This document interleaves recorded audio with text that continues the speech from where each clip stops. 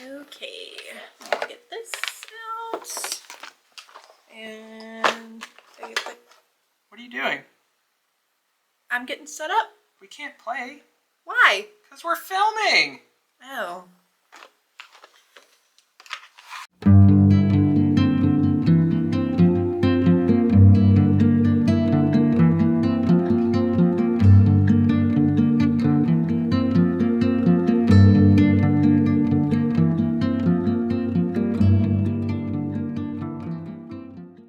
Welcome back to the Coffee House. I'm Curtis. And I'm Tiffany. And today we are going to finish the list that we started last week of our top 10 two-player games. And we are looking at the top 5.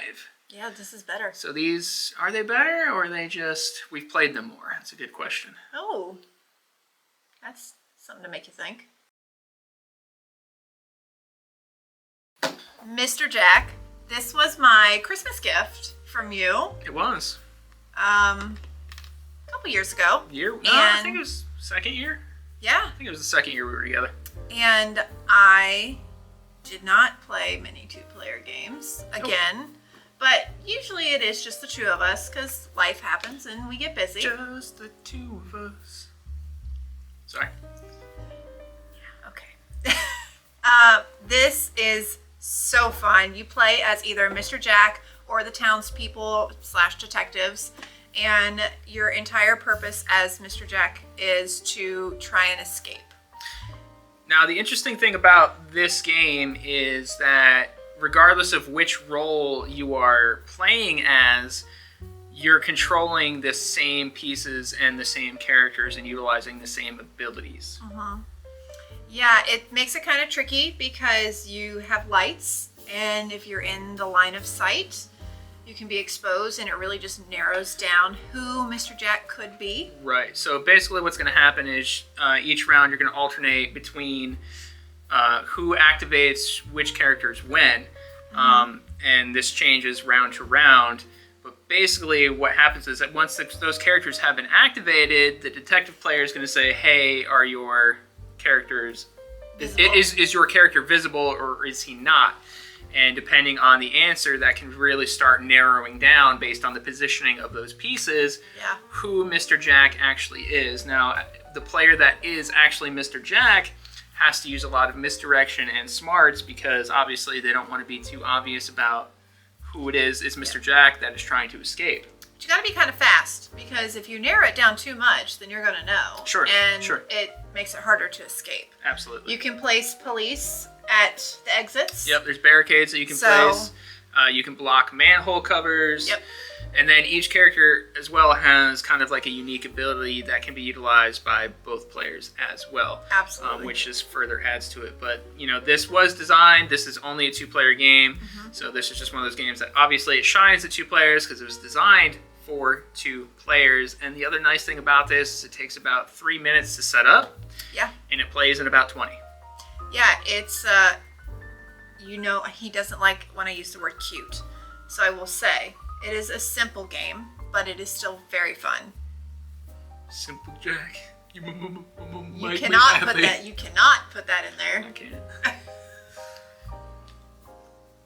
Jesus. You said simple game. It's Mr. Jack. Simple Jack. I wasn't making that connection. Well, I certainly was. Oh. That is going to be our number 5 pick. That is Mr. Jack. It's killer.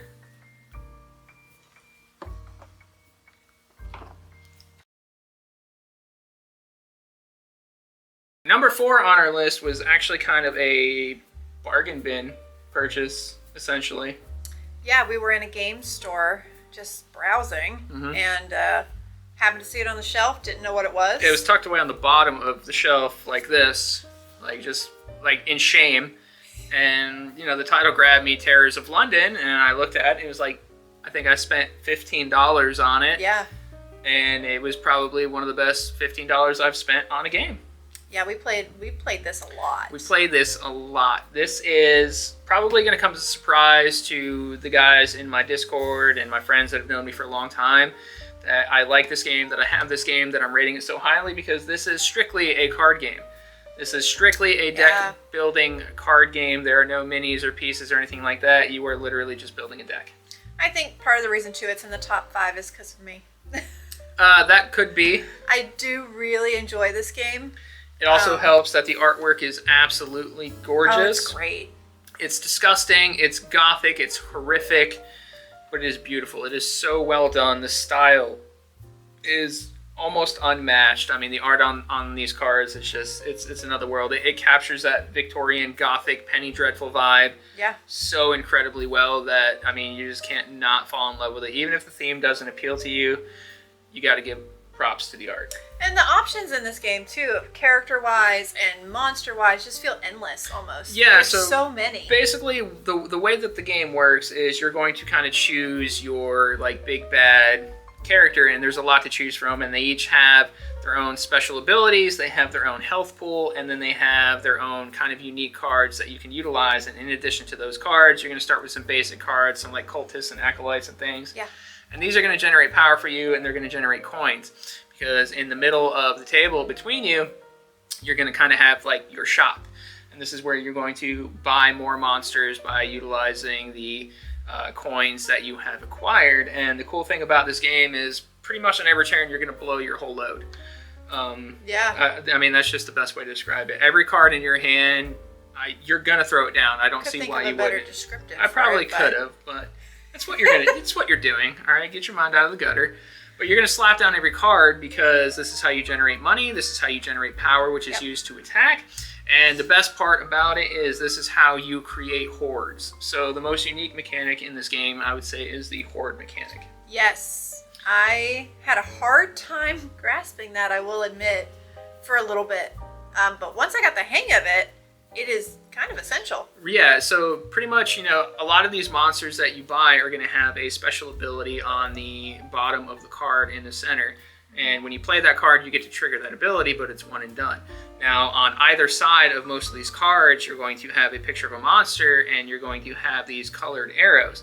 And the cool thing about this is once you play a card, if you play another card, and on either side, if those two arrows match, you get to connect them. And when you connect them, not only do you get to trigger the ability of the card that you played, but then you get to trigger one ability in the horde. So let's say you played a card the first time, and that ability is really awesome, and then you connect a horde to it, you could then choose to use that ability again. So this is how you chain together really powerful abilities, and there's no limit to the size of the horde that you can create other than your hand limit, and as long as the arrows are matching. And I want to say, I could be wrong, they have permanent artifacts, right? Relics.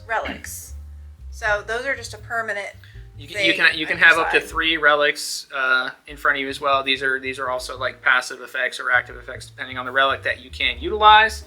But pretty much you're playing these cards and you're just beating each other up.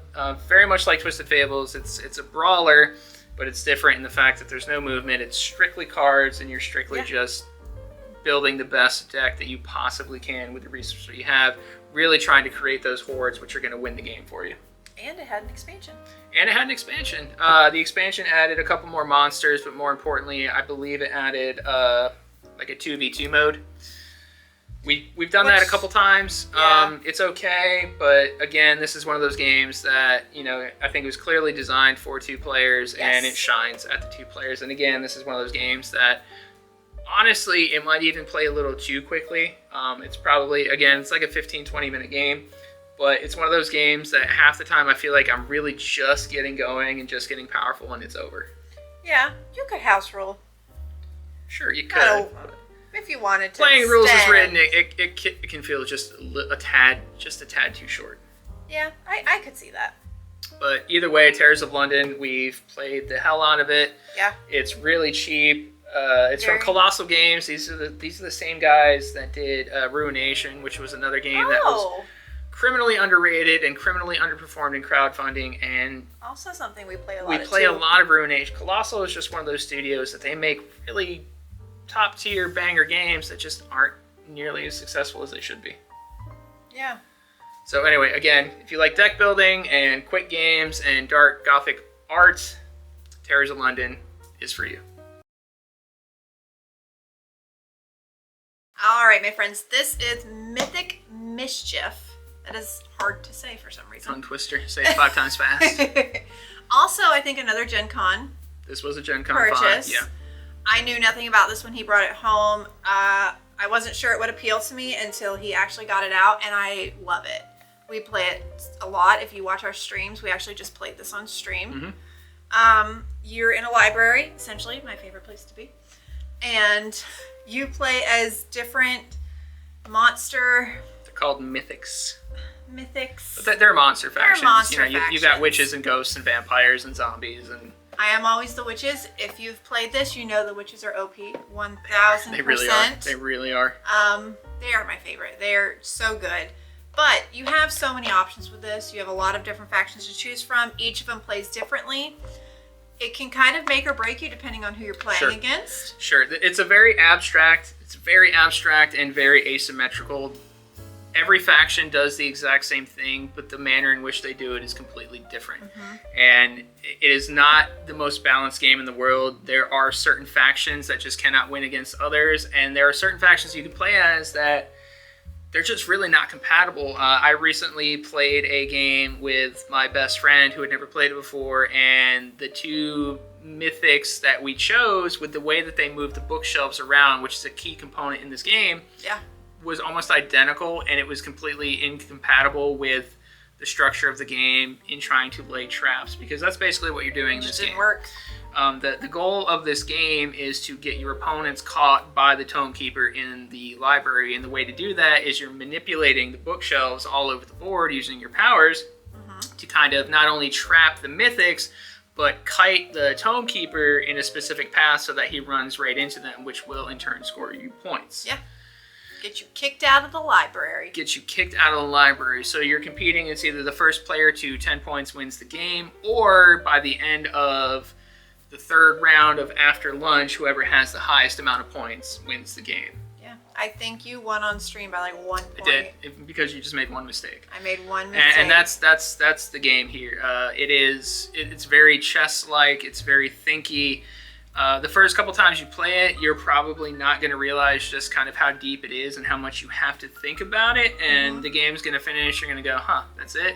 Then as you kind of really learn what the game is doing and what you should be doing, your turns start taking longer and longer, because not only are you planning what you have to do, but the way the structure works in terms of the turn, you have to plan ahead for what your opponent's going to do and be able to do to you as well. So you quite literally have to plan 2 steps ahead through the entire game. Every single turn that you make, it's that important if you want to win. But yeah, that's pretty much Mythic Mischief. You're shifting the bookshelves around. You're manipulating your mythics out of trouble while manipulating your opponents into trouble, utilizing their special abilities. You're picking up books, which will in turn increase your powers. Yeah. And yeah, you're just causing, mischief. Absolute mischief. Absolute mischief. Wow. Okay, we're getting into it now. This is our number 2 pick for 2-player games, and this is Mythic Battles Ragnarok. Now, there are a few different versions of this game available now. Ragnarok is just my personal favorite theme, but there's Pantheon, which is Greek. My favorite. And I do believe they just recently wrapped up an Egyptian one, which I'm not particularly keen on the theme, but again, it's your choice of theme is no matter what, the gameplay is pretty much exactly the same, so it's really just whatever flavor you prefer. I like Norse, so we're going with Ragnarok. Yeah, there's a lot to unpack here. Quite literally. Just the base game itself comes with 2 boxes. So you've got a box just for the miniatures, which is this girthy boy right here, and then you've got a box full of all the cards and goodies and dice and all that stuff as well. Now, when she says there's a lot to unpack here, the game itself in what you're doing is not overtly complex. No. Really what it boils down to is you build an army and you beat each other up. Either it's a race to either collect 4 divine stones, or it's a race to kill the other player's god. Those are the 2 end game triggers. Whoever does one of those things first wins. Yeah, I think if you're like me and you have too many options to choose from, you kind of just don't know what to do, this is one of those games where it has so many options to build your army. And even beyond that. So this game, the initial hurdle, of course, there's a lot of analysis paralysis, because the initial hurdle is you are building your army. So depending on player count, and again, this is one of those games that can be played up to 4 players, and I think it will work great at any player count. It's just going to add more chaos to the game. It's amazing at 2, though. It really works well. Depending on the player count, you're going to get a certain amount of recruitment points, and from this list of recruitment points, you are going to completely customize the type of army that you want to have from a list that's quite large. So you're going to pick a god or a titan, and then from there, there's a few restrictions in recruiting. Like, I think you can't recruit more than 1 monster that costs 5 recruitment points after your divinity, and you can't have like duplicates, things like that. But you're building your army utilizing your points to kind of create the thing that you want to create. But what you're doing is not only are you looking at their stats for like attacking and moving and defending and things like that, but they all have traits and they all have powers. And all of these traits and powers are keywords. And they all do something very different, and they all do something very important. And each unit typically has between like 3 and 6 of these.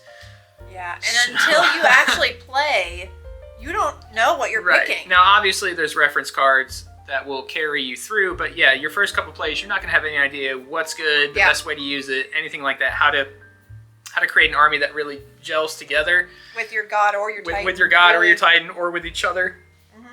But it's one of those games that the more you play it, the more rich it becomes, and the more you get out of it. Now, I love this game. As much as I do get stuck on things. I really actually wanted him to buy this because we played Pantheon first. Which I love Greek gods, anything like that, but he is more Norse. So we settled and we got this one, and I actually do really enjoy this one, even though Pantheon's my favorite. This one still plays the same, essentially just different, and it's something that I didn't think I would enjoy, and it's probably one of my favorites. So speaking of play, basically what you're doing, again, on your turn, you're racing for 4 stones or to kill the other god, but on your turn, you have a deck of cards that's comprised of, your units, and each turn you're going to lay down a card, and that is the unit type that you are allowed to activate for that turn. Or spawn for that turn, depending on the actions that you can take. You've got simple actions that you can take a couple of, or you've got complex actions that you can take, which you can only perform 1 of. Simple actions are your normal stuff. You're going to move, you're going to attack, you can pick up the stones from the ground, and then the complex actions are how you actually deploy units, how your god absorbs the stone to score points, climbing on things of that nature. But what really makes this game shine, aside from that total customization and all those keywords and abilities that make your units really unique and powerful, is I think the combat itself. It is a dice chucker, but it does dice chucking combat in a way that I think is really unique. I'm just really bad at dice chucking. She's really bad at dice chucking. Basically, you're going to roll dice based on your current stat line, and your stat lines will deplete based on like your health and everything like that, which will change your movement power, your attack power, your defense, all that good stuff. But you're going to roll a number of dice, and basically what you're looking for is you're looking for 5s, because the way it works is it's not kind to me. It's not kind to you, but you get to re-roll 5s to add to your attack power. So pretty much what's going to happen is you're going to start discarding dice from what you've rolled. And for every die that you discard, you get to add 1 to another die. So you can turn a 4 into a 5, etc. And you want to get as many 5s as possible, because your 5s you get to roll for what's called a second assault. So you get to re-roll all your 5s, and then that re-roll you get to add to those 5s, which is actually how you're going to be able to beat your enemy's defense values and actually cause damage to them, because a lot of these units and a lot of these big boys have a really high defense value.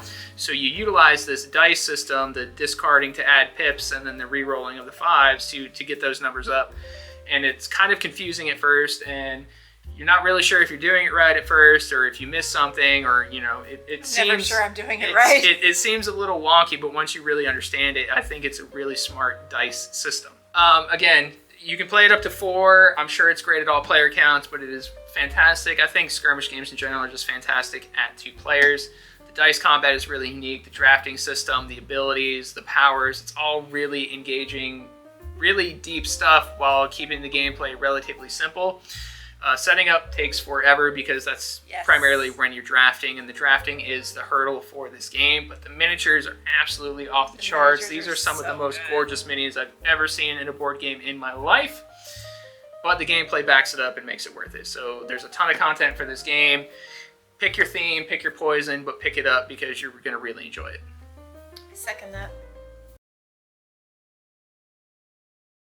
Our number one. Hey, our top pick. I'm sorry, that was awful. I was uncomfortable. I didn't know what to do, so we're gonna keep it though. What was that? I don't know. It's like a little boogie. All right. Anyway, this probably is not gonna come as a surprise again to my friends and the guys in the Discord, but Terrorscape is without a doubt our number one pick for our favorite two-player game. Oh yeah.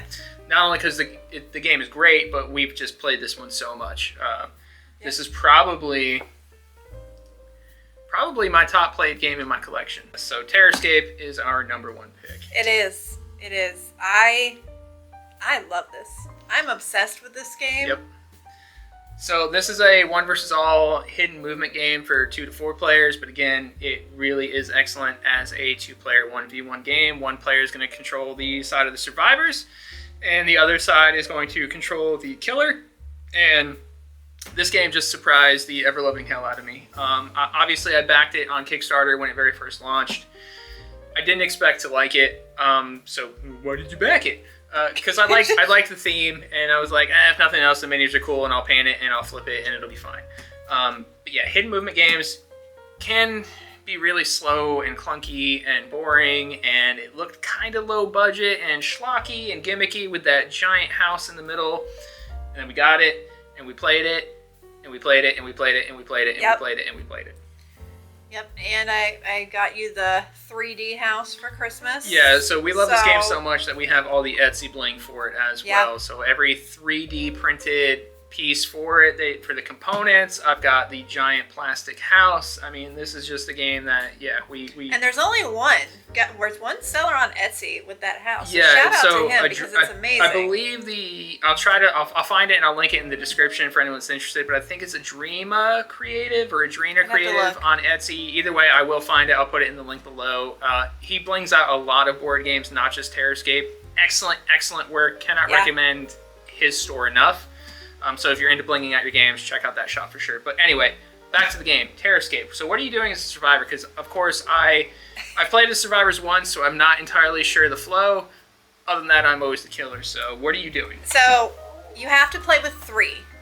So even if it's just the 2 of us, I have to control 3 characters. But it's very easy to do. It's not one of those situations where you're panicking and trying to drastically remember what every character can do when they do it. It's really simple to manipulate these 3 characters. And you get 1 action.